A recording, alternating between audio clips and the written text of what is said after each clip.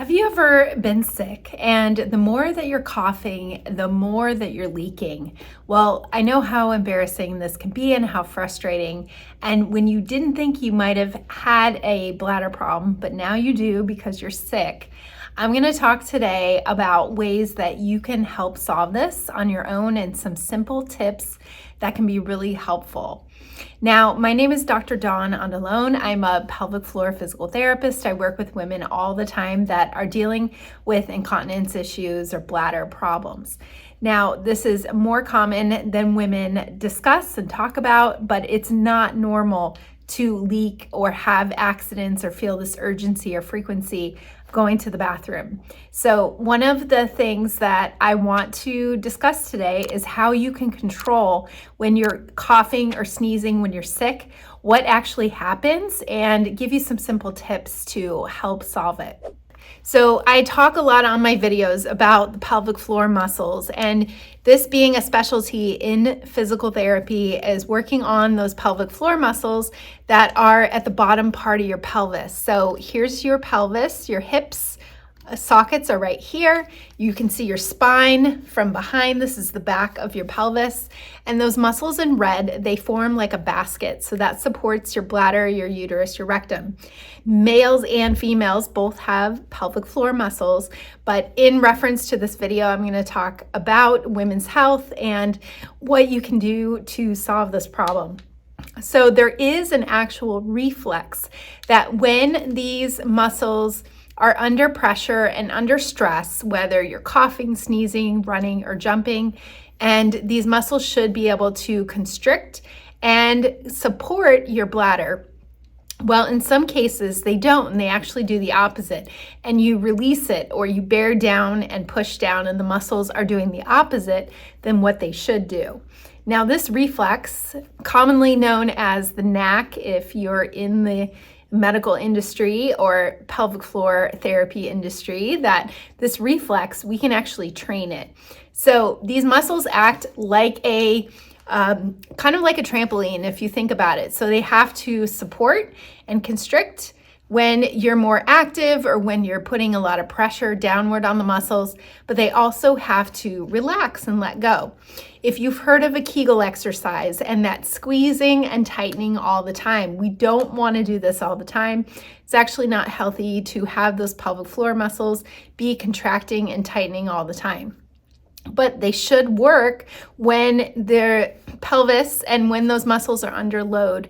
So if you forcefully cough or you forcefully sneeze, we're not always thinking about what those muscles are doing because your brain should connect to the muscles to actually support your bladder and do what they're supposed to do. But many times they need to be trained. So why does this actually happen? Well, these muscles sometimes need to be retrained, and we need to connect your brain to your bladder and to your pelvic floor muscles again. This can happen in the postpartum stage after you've had a baby. It can happen during menopause. The hormone changes can affect your pelvic floor muscle strength. There are different reasons why the pelvic floor is not responding the way it should. But if you notice you didn't get leaking before and all of a sudden you are because you're forcefully coughing, we just need to train that reflex to fire the correct way again. So what you can do, you can practice this. If you're now getting over being sick and you don't want this to happen again to you, you can practice some deep breathing. So number one, we're going to go to some diaphragmatic breathing. And I talk about this in some of my other videos, but you can go back to any video labeled diaphragmatic breathing.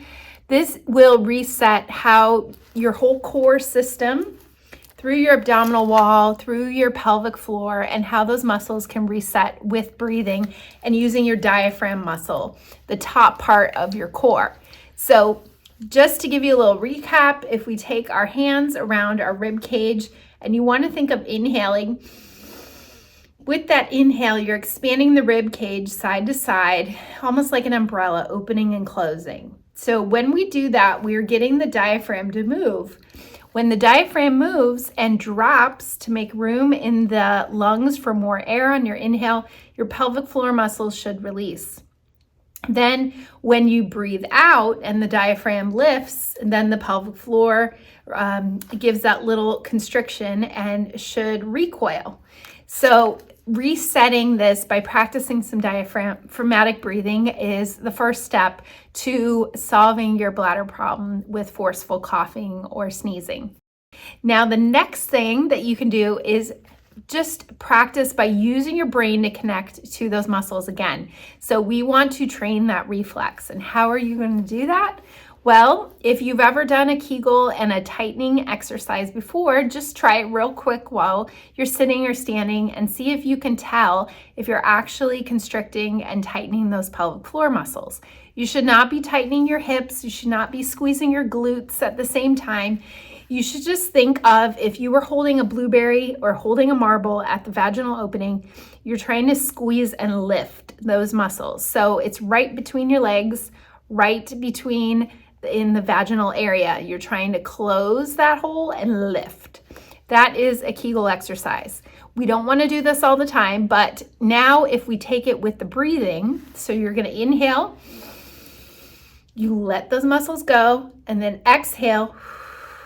We are going to train and contract those muscles and do your little Kegel exercise with an exhale and with breathing out. Practice that with me 5 times, okay? Inhale, release the muscles, exhale, we pull in and we tighten through the pelvic floor. Do that a round of 5 on your own. That will reset how your muscles need to breathe with your pelvic floor, doing the contraction on your exhale.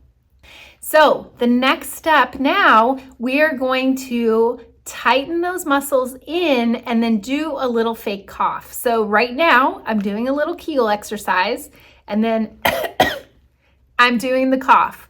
Can you actually hold the pelvic floor muscles in the whole time during your cough, or do you notice it just lets go right away? This can be trained over time. So you're going to practice that now with me 5 times. So I pull in those muscles, I tighten and squeeze, and then I do a little fake cough and then go ahead and let it go. Try that again and do about 5 to 10 of these, and you can repeat this just a few times. Think about doing this over the next 2 weeks and you will be able to train that reflex to happen again.